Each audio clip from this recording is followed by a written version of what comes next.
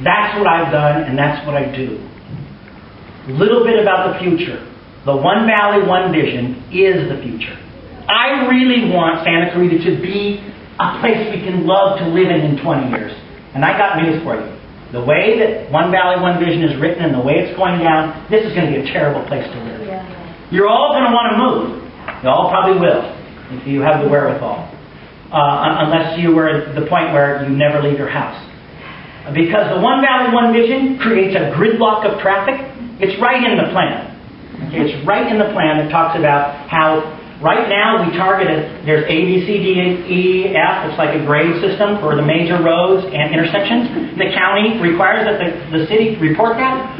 Right now, our general plan that we're underneath now says we are love to get A. A is ideal, but we will live with C.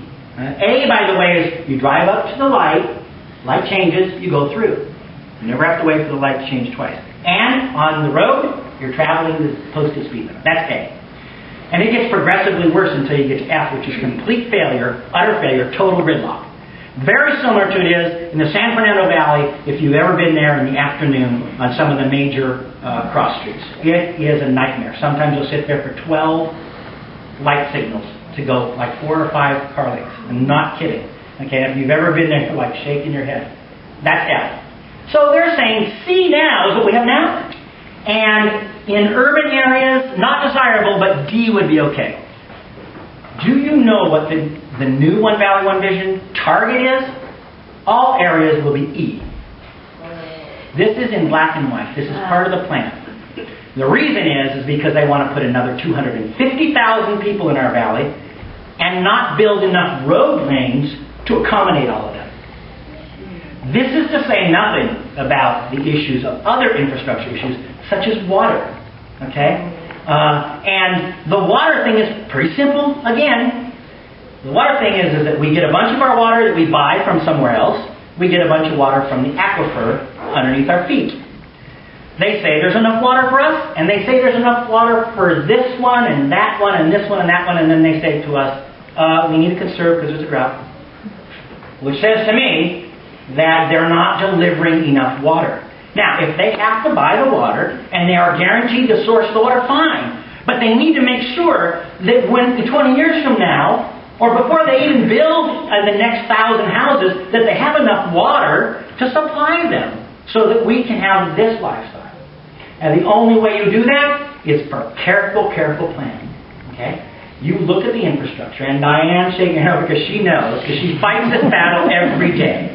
She wants to make sure that that project that goes in doesn't overload the roads, doesn't make sure that it has enough water, enough resources, it's not going to impact the environment, okay? Because, believe me, it's not just sitting in the traffic going nowhere. Your car is running, you're fouling up the air, okay? People can't breathe. This is the problem. And this is the sort of thing that we need to address. And you can only address that through good planning, incrementally, one thing at a time. Now, am I anti-growth? Absolutely not. Okay? I have stood before the council many times endorsing various projects around town. It's what kind of project it is that I say that I will endorse or not endorse. When the Cal Grove thing, when they wanted to put 2.5 million square feet on that little Smizer property, now 2.5 million, just so you get an idea of square feet, is what they have over at the mall. The entire mall and every building on Town Center Drive. That's 2.5 million square feet.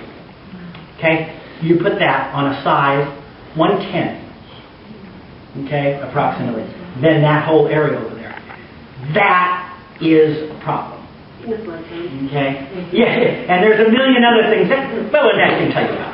But the point is that not slow growth, but the growth that we have has to be growth that is kept within the range of the infrastructure, because we cannot allow it to get worse. So, representation and the future. The two big things that I would give to you. I will pledge that to all of you and anyone you know. I will be there to try to solve your problem.